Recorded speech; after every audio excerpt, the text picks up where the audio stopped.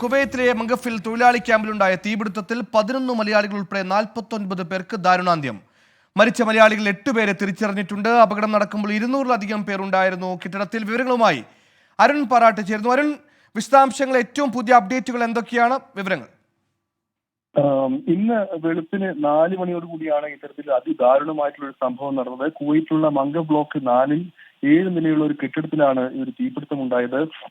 100 കണക്കിന് ആളുകൾ താമസിക്കുന്ന കെട്ടിടമായിരുന്നു ഇത്. ഒരു സ്വകാര്യ കമ്പനിയുടെ ലേബർ ക്യാമ്പായി പ്രവർത്തിക്കുകയായിരുന്നു ഈ ഒരു കെട്ടിടം. മലയാളിയുടെ ഉടമസ്ഥയിലുള്ള കമ്പനിയാണ്. ഈ കമ്പനിയുടെ ജീവനക്കാരാണ് ഇവിടെ താമസിച്ചതിൽ ഭൂരിഭാഗവും. അപകടത്തിൽപ്പെട്ടവരെല്ലാവരും തന്നെ ഈ ഒരു കമ്പനിയുടെ ജീവനക്കാരാണ്. ഈ പുലർച്ചെ കെട്ടിടത്തിന്റെ താഴ്ന്ന നിലയിൽ സംഭരിച്ചിരുന്ന ഗ്യാസ് സിലിണ്ടറുകളുണ്ട്. ഈ ഗ്യാസ് സിലിണ്ടറുകളുടെ പൊട്ടിത്തെറിയാണ് അപകടത്തിന് കാരണമായത് എന്നാണ് പ്രാഥമികമായുള്ള അന്വേഷണത്തിൽ ഇപ്പോൾ ലഭിച്ചിരിക്കുന്ന വിവരം.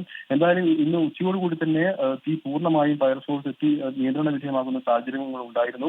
എന്തായാലും മരണസംഖ്യ ഇനി ഉയരാൻ സാധ്യതയുണ്ട് എന്ന് തന്നെയാണ് നമുക്ക് ലഭിക്കുന്ന വിവരം. ഇപ്പോൾ നമുക്ക് ലഭിക്കുന്ന വിവരങ്ങൾ അനുസരിച്ച് 49 ആളുകൾക്കാണ് ജീവൻ നഷ്ടമായിട്ടുള്ളത്. ഇതിൽ 21 ആളുകളുടെ വിവരങ്ങൾ ഇപ്പോൾ ലഭ്യമായിട്ടുണ്ട്. ഈ മരിച്ചവരിൽ 11 ആളുകളാണ് ഇപ്പോൾ ആയിട്ടുള്ളത്.